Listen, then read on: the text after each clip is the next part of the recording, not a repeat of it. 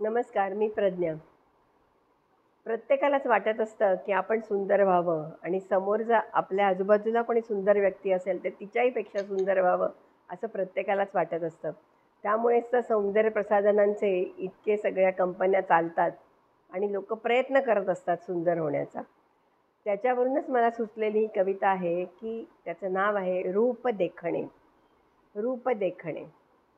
देखणे आहे रूप ज्याचे, देखणे आहे रूप ज्याचे, जग भवताली नाचे त्याचे, जग भवताली नाचे त्याचे. हर एकाच्या नजरेच भरे ते, हर एकाच्या नजरेत भरे ते, नकळत तेथे नजर खिळे. सौंदर्याकडे नकळत नजर खिळतेच.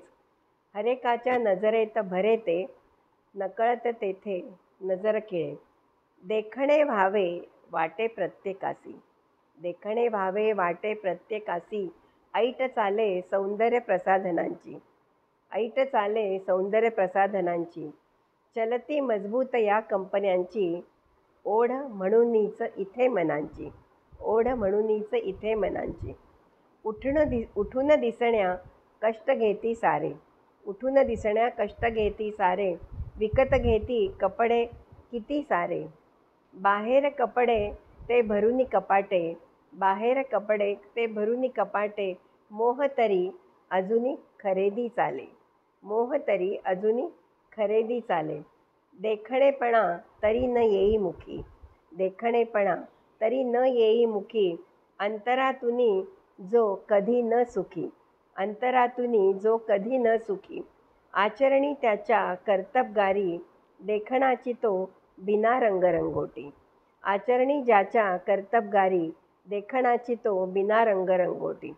नित्यनेमे जो ज्ञान ग्रहण करी, नित्यनेमे जो ज्ञान ग्रहण करी, परोपकार नित्य करी तत्परी, परोपकार नित्य करी तत्परी.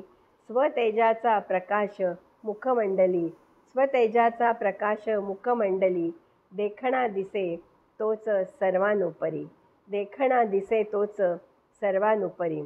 थोडक्यात कितीही वेगवेगळे कपडे घाला, कितीही सौंदर्य प्रसाधनं वापरा, तरीसुद्धा जो ज्ञानी आहे, ज्याच्यामध्ये परोपकाराची भावना आहे, त्याच्या चेहऱ्यावर एक वेगळंच तेज असतं आणि त्या तेजामुळे ती व्यक्ती अतिशय देखणी दिसते.